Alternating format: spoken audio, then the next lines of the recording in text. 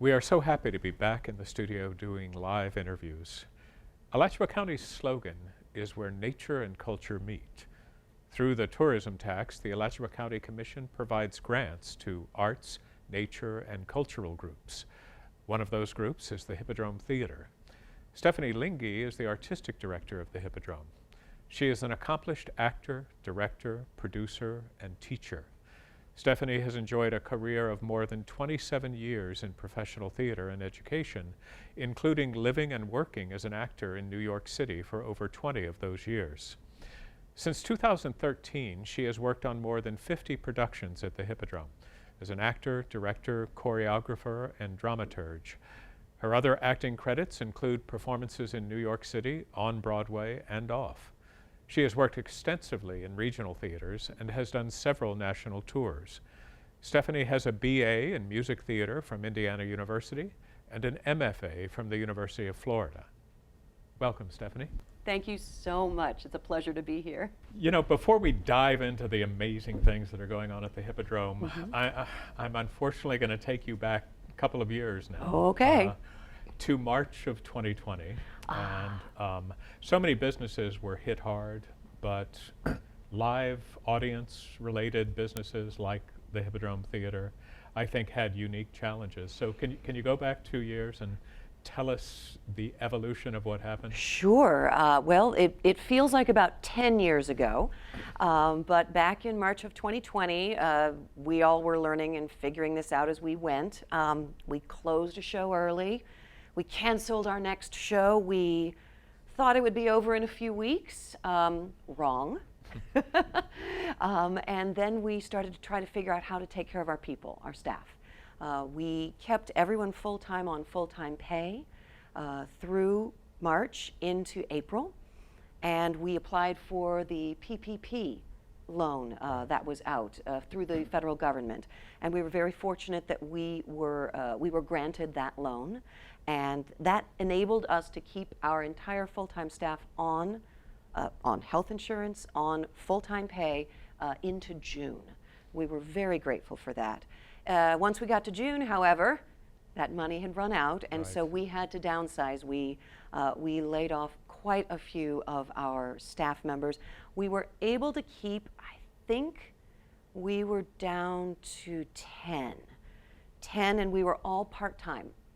But throughout that time, we were also very committed to making sure our staff that we could keep stayed healthy, so we kept everyone's health insurance fully instated. Gotcha. I mean, now, it's you were terrifying. How many did you have? Oh, we were well over 40. 40. 40, that was including part-time, but we were, we were about 26 or 28 full-time at that juncture. And you had no ticket revenue coming Zero. in. We I had guess you nothing. still had some subscription money. We did. We had a lot of subscribers say, cool, hold on to it, survive, and we will be forever grateful to them. That's amazing. Because that helped us survive that beginning bumpy road.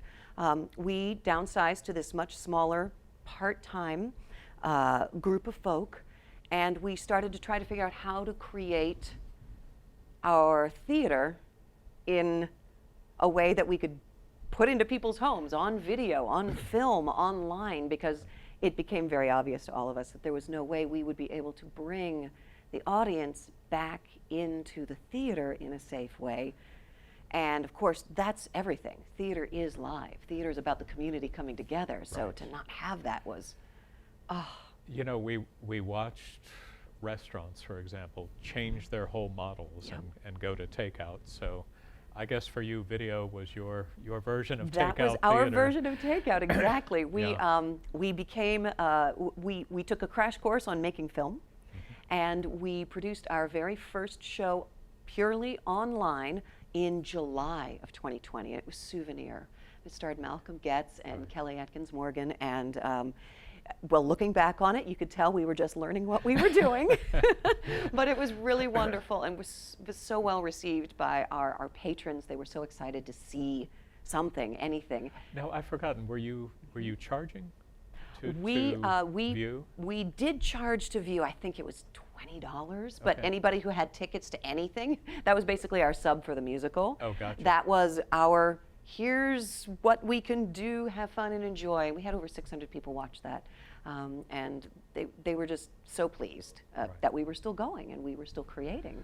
I remember when I heard that you all had gotten the PPP, the payroll protection, not really loans. You didn't have to pay those back. We did file for and received forgiveness. Oh, yes. that's good.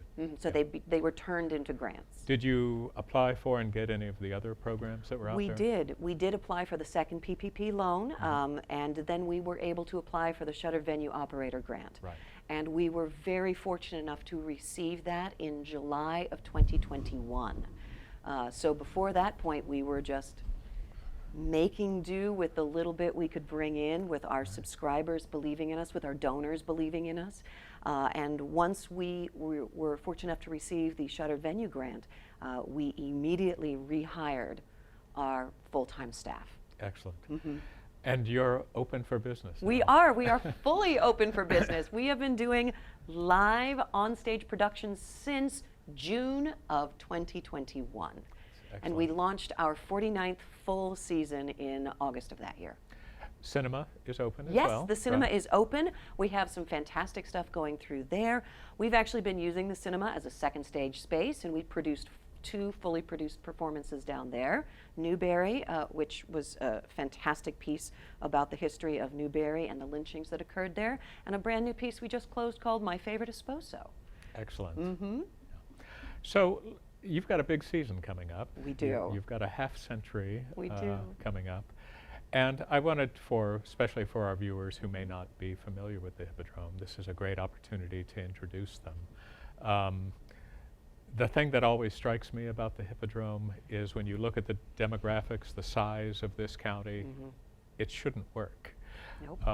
There are communities twice our size that don't have professional theaters. Absolutely. So can you give us 50 years and maybe about 5 minutes, Stephanie? Sure. Well, you can help me fill in what I leave out. So the Hippodrome was founded in April of 1973, and it was founded by 6 amazing actors who wanted to create something out of the ordinary. They started with children's theater, and the very first full production was The Odd Couple, which is super exciting. They started in a convenience store. We always was told it was a 7-Eleven, and that's where they started. And a couple of years after that, the community was really excited about this. They were growing, and so they moved into that warehouse out on 441. So many of our patrons remember those days so fondly. Little disclaimer, in a previous life, I was actually an actor at the Hippodrome and was later the general manager of the Hippodrome. But my first play was at the warehouse. Yeah. It was owned by Senator George Kirkpatrick. Really? It was leased from him. So yeah, those were heady days. It was a very flexible space. You could do proscenium, you could do thrust, you could do in the round. A true black box. So after the warehouse, the Hippodrome was given this amazing opportunity because the community wanted it to move into the historic building right here downtown, the old post office. But in order to do that, they had to raise all this money. So the community stepped up. They raised money here in our North Central Florida community to move a regional theater into that Hippodrome. We had a matching challenge grant from the NEA, and this community stepped up to that challenge. And in 1980, the Hippodrome moved into their new home, the old post office, and we have been there ever since.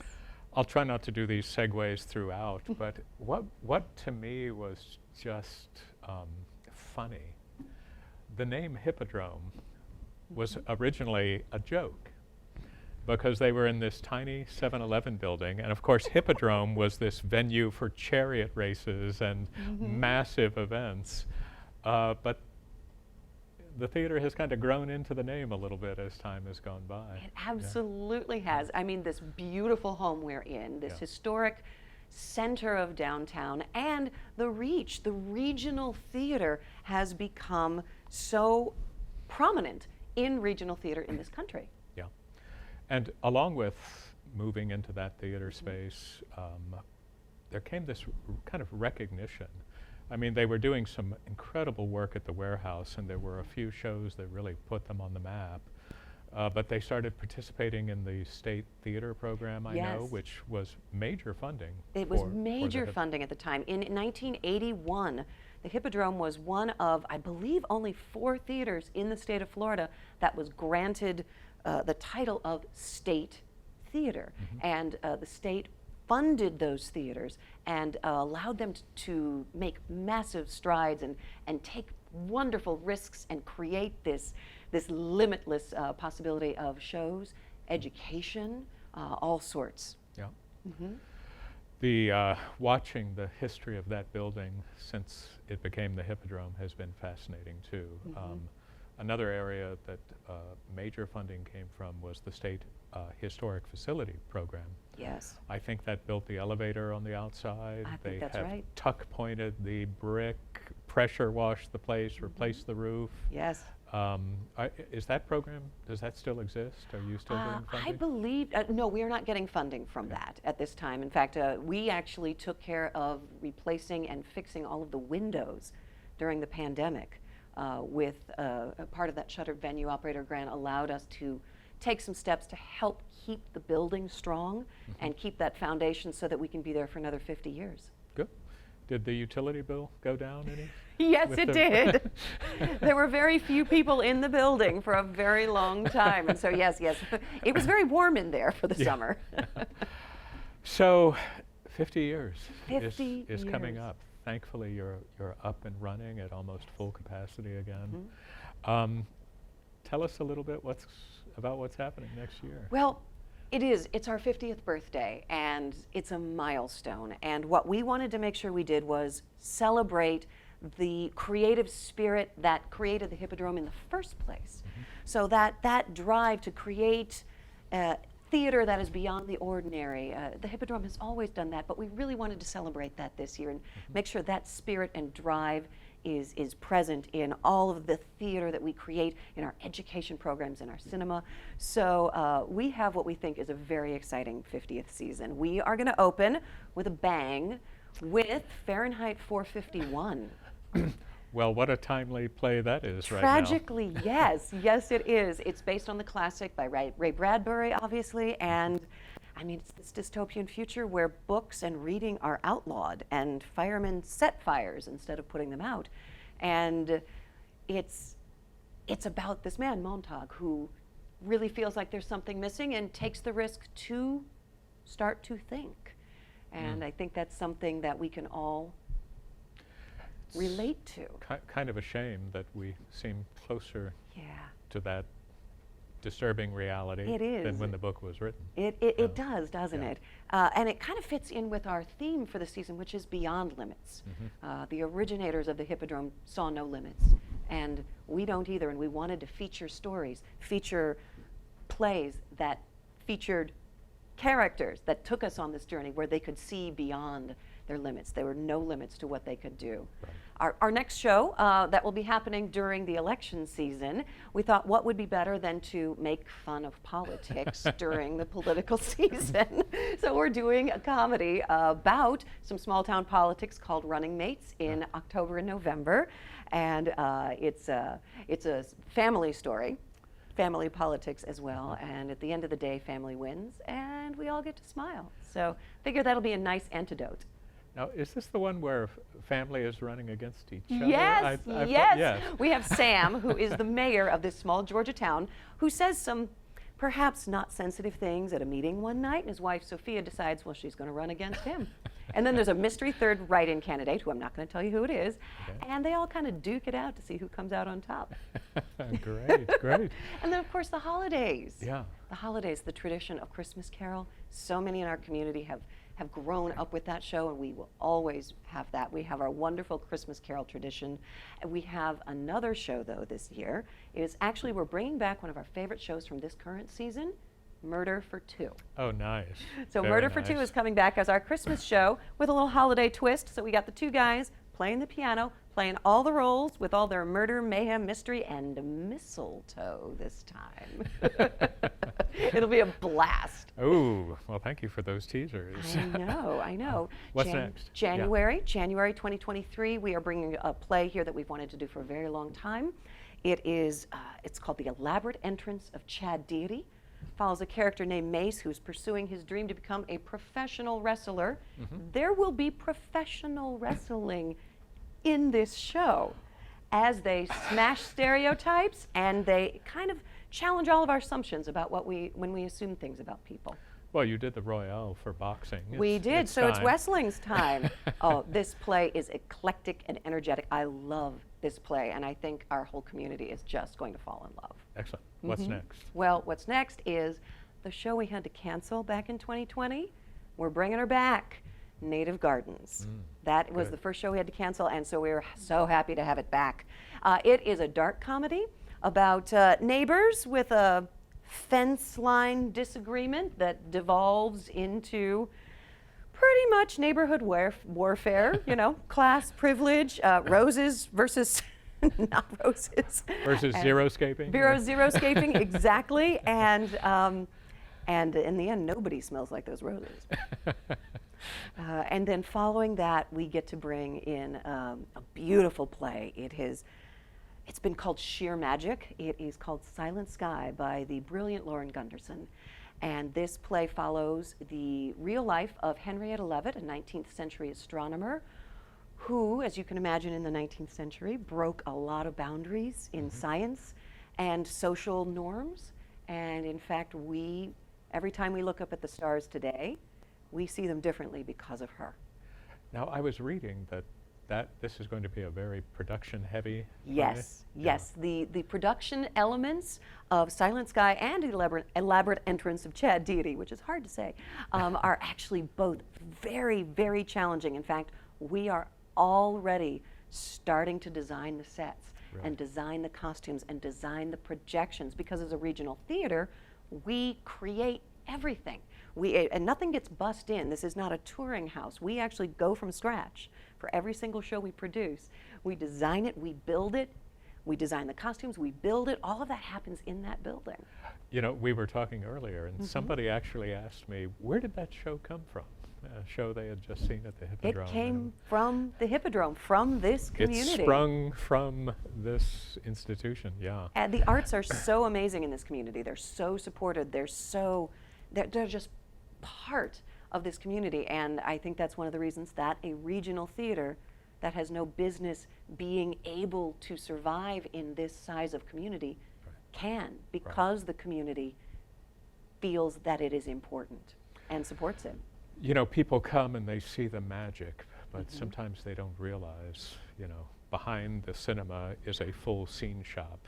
Yep. There's a section of the floor that moves so you can load sets up to the second floor. We have a winch. We actually winch the sets from the scenic shop up through the floor. Otherwise, we could never get them up there. Right, right. And then on the fourth floor, you have a full costume shop, We do. rehearsal room, and the basement has evolved over the years to an incredible space. Oh, it's so beautiful. We've had so many weddings down there and rentals. Yeah. It's gorgeous. We've got all sorts of beautiful lighting effects down there. I'm so glad you brought that up, because if you're looking for an interesting place to get married or have the reception or any event, It's really. so great. Yeah. Come on down. We will show you the whole thing. Yeah. At this point, I'd like you to tell me what the musical is going to be for the 50th season. I know you would like that. I'm not going to. It's going to be a surprise, but it's the 50th. It's going to be awesome, and we're holding back on that announcement because it'll be special. It's funny, that has turned into a ritual every year. What is the final show going to be? That's right. What is it this year? Have you announced This year, yet? yes, we have announced it this Okay. year. This year it is Honky Tonk Laundry. We are celebrating all things women and powerful and country.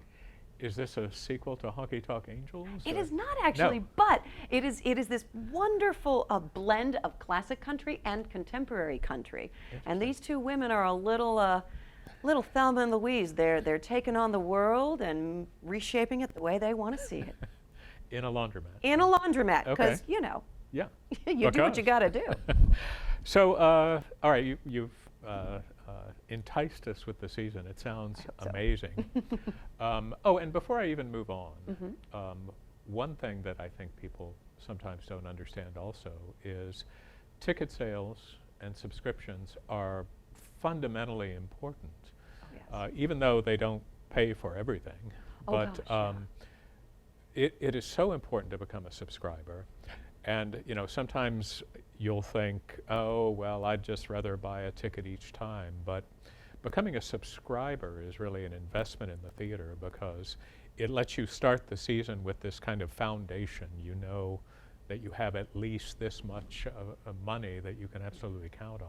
It does. It helps us plan ahead. It helps us know how much money we actually need to raise. Right. Because as you mentioned, our ticket prices don't cover Right. what it costs. If we were trying to cover our costs, our ticket costs would be like $75 Right. each. And we can't do that. I mean, the whole idea is for the community to be able to participate. And so we keep the ticket prices low by applying for grants and by raising donations. Right. And we have some amazing groups here that help us with that. And the community itself has continued to step up. And one of the exciting things about where we are right now is that we are in a place financially where we are raising money to grow. Right. Not just survive, but to grow and meet the challenges of the next 50 years. I saw a play a little while ago, and I was so happy to look at your sponsor kind of PowerPoint that was rolling, to see the sponsors that were there when I was there 20 years ago. Yeah. I mean, Ken and Linda McGurn, Mike Warren, Nathan Collier, so many others.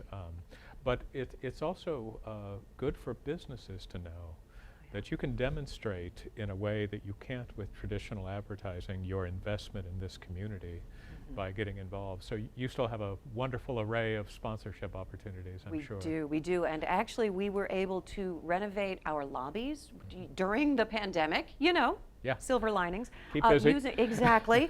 Using the Wild Spaces Public Places tax funding. Right. And we installed a lot of monitors on our first and second floor lobbies.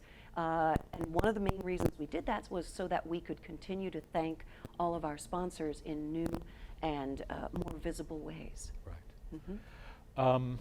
Anything else going on in the 50th that we should know Oh gosh, about? well, we do have some super fun events planned. Yeah. I won't give away all of the details yet, but in the fall we are going to have a fantastic open house where we are encouraging everyone in the community to come in to the building. Everybody walks by and is always like, oh, what's in there? Well, come in and find out. We're going to be giving historical tours. Our education department is going to be running workshops. You can go in and learn to improv with the kids.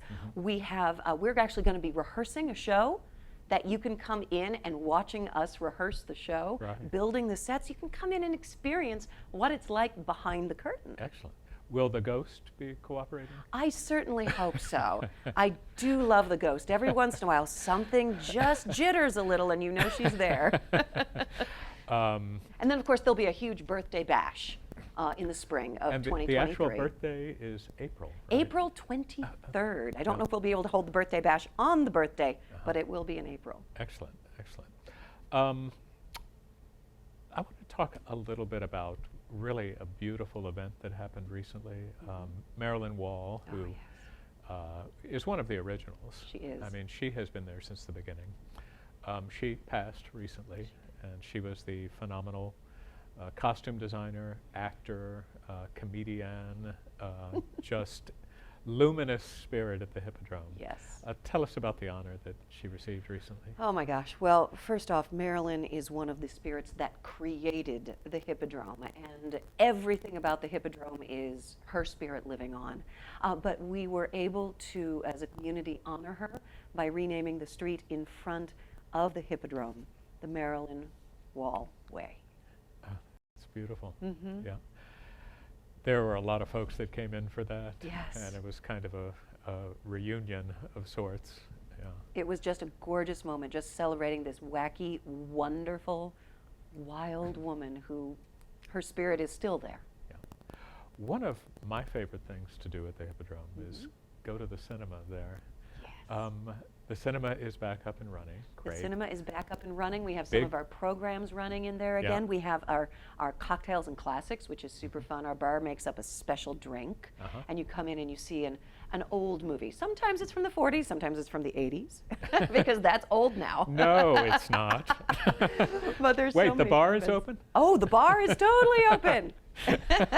We were all very excited about that coming back too. You know, and you And get our just- education programs. Oh, okay. Oh Tell my me. gosh, our education programs. We run an amazing summer spectacular every summer in the building, but we do so much outreach in the community and bringing the children into our education department is amazing. My children are both graduates of the full Hippodrome educational effort.